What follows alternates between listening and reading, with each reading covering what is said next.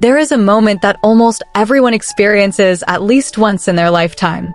You might be sitting in a completely mundane setting, perhaps parked in your car or standing in your kitchen at 2 o'clock in the morning, when suddenly, something shifts. It doesn't happen with a dramatic fanfare or a clear announcement. Rather, a quiet voice within you looks at the life you have been leading and declares, "This is not it." That precise moment marks the birth of self-transformation. Yet, what follows is one of the most psychologically intricate journeys a human being can undertake. Here is the uncomfortable truth.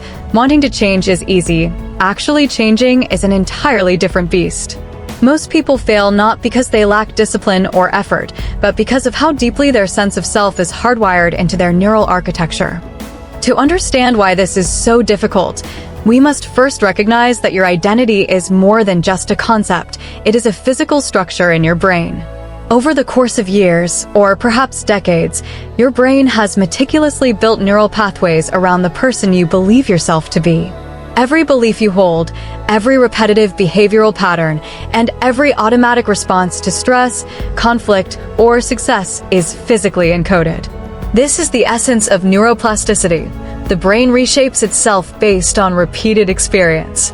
Consequently, the version of you that exists today is the one your brain has spent the longest time reinforcing. When you decide to become someone new, you are not merely making a lifestyle choice. You are asking your brain to dismantle structures it spent years constructing. And your brain does not dismantle those structures without a fight. Before we explore the friction of change, it is worth examining what actually triggers this shift. It is rarely the grand inspiration people imagine, not a life-changing book or a profound conversation. Instead, the trigger is usually far quieter, a moment of accumulated honesty. You have likely been carrying a version of your life that looked acceptable from the outside, and perhaps even felt fine most of the time. But there was a persistent gap between the life you were living and the one you actually craved. For years, you filled that gap with excuses, telling yourself it wasn't that bad, or that others had it worse. Then, one day, you simply stopped believing those justifications. The gap becomes unbearable. That is the true catalyst, not inspiration, but a profound exhaustion with the lie. The immediate reaction to this shift is resistance.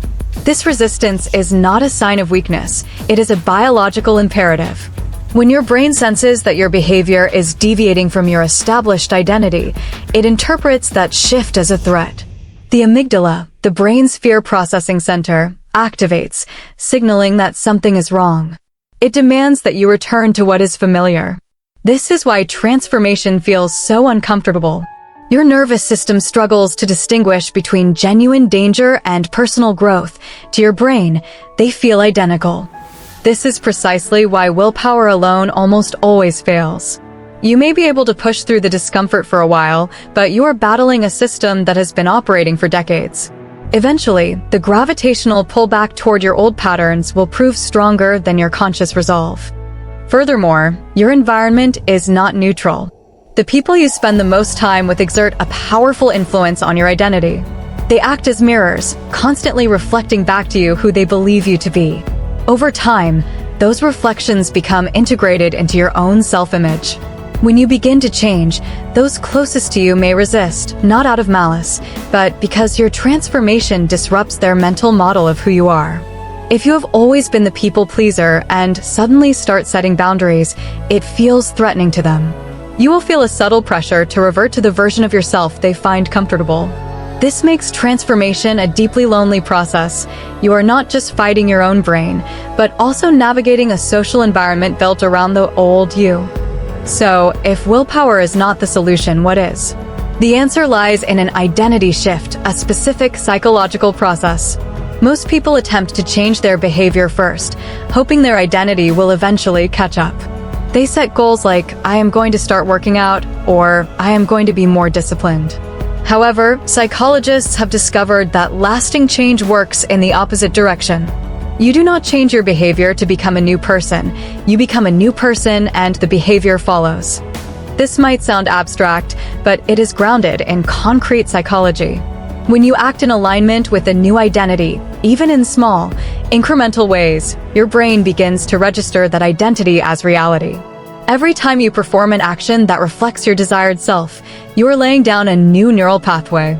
Psychologist Albert Bandura termed this self-efficacy, the belief that you are capable of performing a specific behavior.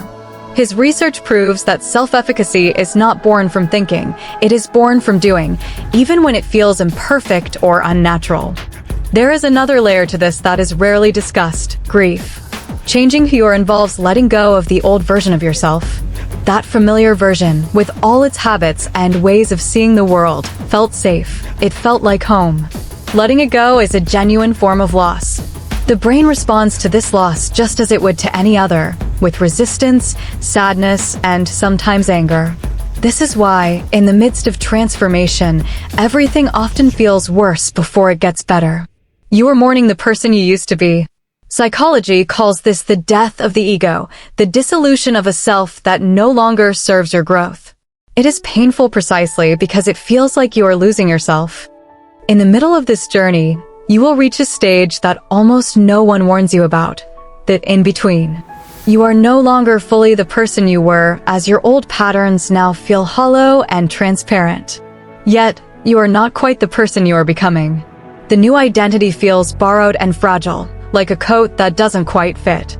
This stage is incredibly disorienting because you have lost the comfort of your old self, but have not yet gained the stability of the new one. Most people give up here because the uncertainty is unbearable. But those who push through are not the ones who feel the least afraid. They are the ones who act despite the fear. They choose to embody the person they want to become before they fully feel like that person. Be wary of self-sabotage during this phase. A part of your brain remains invested in the old you, not out of malice, but out of a protective instinct. That old version of you kept you alive and helped you survive difficult times. It is afraid that changing too much might erase the evidence of your survival.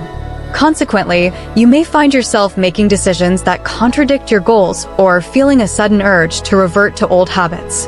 This is not a character flaw. It is a psychological safety mechanism. To break through, consistency is your greatest asset.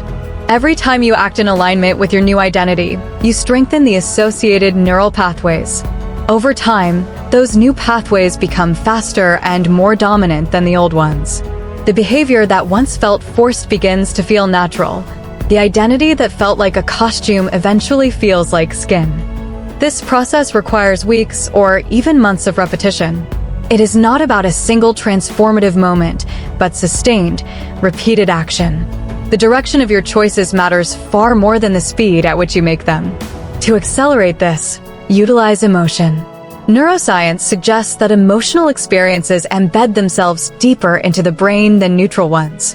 When you pair a new behavior with a sense of genuine purpose, excitement, or meaning, the neural pathways form more rapidly. As your new identity takes hold, your relationships will inevitably evolve. Those who were comfortable with the old you may drift away as the dynamics you once relied on dissolve. This, too, is a form of grief. But in their place, new people will appear, those who see the new version of you and recognize it. These relationships tend to be more honest and solid because they are based on who you are now, rather than who you used to be. Self-transformation is not about discipline or raw motivation. It is about finding something that matters enough to you that you are willing to embrace discomfort, willing to grieve your former self, and willing to stand in the void between who you were and who you are becoming. It is about choosing to keep moving even when your brain is screaming at you to stop. The people who truly transform are not those with the most willpower. They are the ones for whom staying the same finally became more painful than the work of changing. If you are sitting in that ordinary moment right now, and something deep inside has whispered, "This is not it," then you are not at the beginning of a tragedy. You are at the start of a transformation your brain is already capable of achieving. It simply requires you to take the first step.